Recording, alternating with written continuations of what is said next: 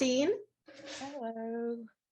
Can I start by saying that you were a real kick-ass in this film? You just took the lead, the control, the initiative to play Sofia. What can you tell me about the preparation for such an active role? Well, I mean, we had a lot of conversation back and forth with Jon Andreas, the director, and trying to figure out like why she acted the way she did, and where she came from, like what was her background and her upbringing and everything like that. Also, it's a very, very physical part. It was a lot of running, a lot of stairs, and a lot of stunts. And I tried to do as many stunts as I could by myself. So there was a lot of exercising and working out to like being able to do all of that. Yeah, and we also did a lot of research trying to understand the whole oil business and Sofia's work as an engineer, and yeah, just trying to like learn like a fragment of what those guys are doing. Yeah, that's intense, and it looked really intimidating. Good. Yeah, but you were great. What was it like?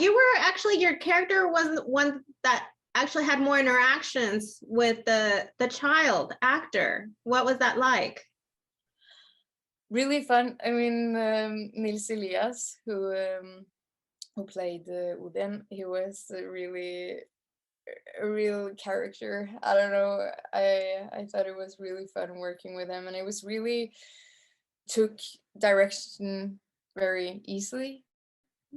Yeah, and yeah, it's just yeah, we had a lot of fun on set, and I think that was like a key to it, to have him do the best job he could, and just we were fooling around a lot, and yeah. He probably warmed up the atmosphere, right? Yeah, definitely. Yeah, he was really cute.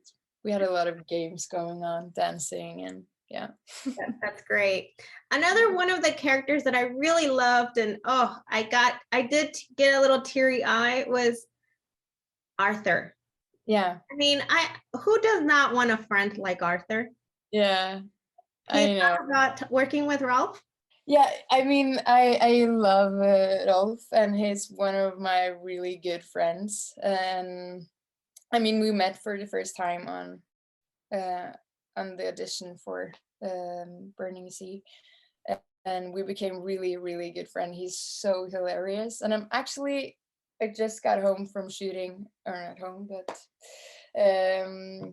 from shooting a short film with him right now. So. And I said yes to do it, mostly because I wanted to work with him again, because we are really, yeah, we became really good friends, and it was really fun. And he's really good at what he does, and extremely clever.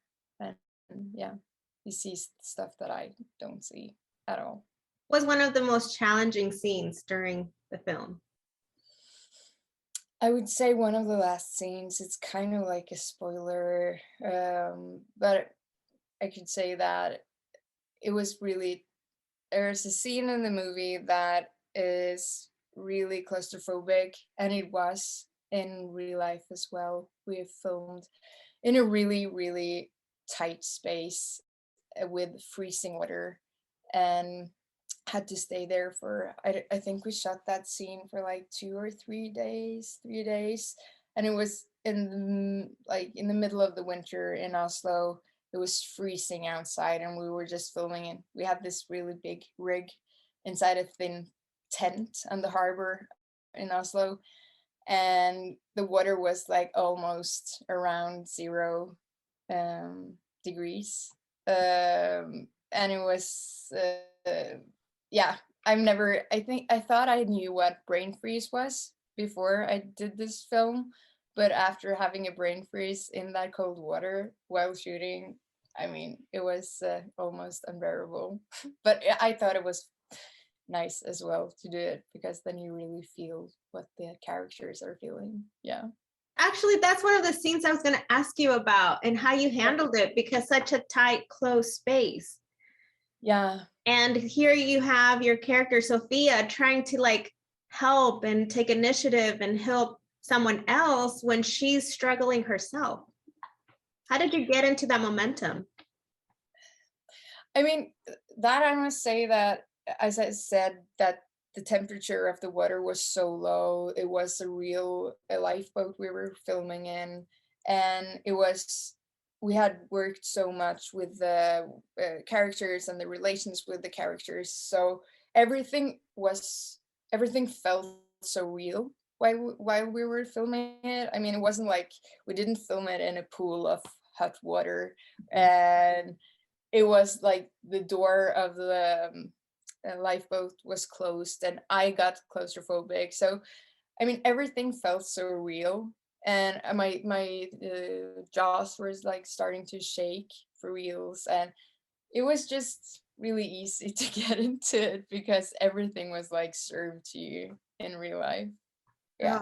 The whole time I was watching the film, I was freezing cold, just preparing to talk to you guys. Like, I'm in my long sweater, I'm cold, my fingers are cold.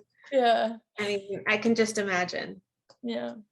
Based on this movie and the story, what are your thoughts on climate change due to the way we as humans are exploiting our planet? I mean, as I hope most people think at this moment, that we really need to do some changes in the way we use fossil fuel. Oil. Yeah. And I think I really, really hope that most people has gotten their eyes open for what changes there and what horrible and scary changes is going on in our environment and on our planet. And I just really hope that this movie maybe, of course, that it will entertain people while they're watching it, but maybe when they get out of the cinema, they will like start thinking more about what we're doing with our planet, and that it will raise some questions and awareness. Yeah. The Burning Sea comes from a trilogy, right? Films cover like natural disasters. There was the Quake, the Wave. Now we have the Burning Sea. Which experience, if you had to pick one, would you rather go through? An earthquake, a huge wave, or what your character experienced out there in the sea? Oh, that's a really, really hard question. I mean, I would never want to be in. Well, I don't wish it upon you either, but you know, with the way Earth has these surprises. Maybe a wave. In my mind, like death comes really quickly with a wave. I mean, I would probably die, I guess, in this scenario. So yeah. The wave. Maybe a wave. I don't know. Okay, well, I'm not wishing it on you, but it was just, you know, curiosity. For me, it would be the earthquake. I don't want to know. I just kind of, okay, the moment it comes, it happens, then it happened. Well, maybe we have a lot of mountains in our way, so maybe if it was a wave, you would probably know beforehand, so you could go up in the mountains really quickly. Well, thank you so much for your time. Congratulations. Like I said, you kicked ass, and other females are going to feel the same way watching. Thank you so much. You're welcome. You take care. You Congratulations. Bye-bye.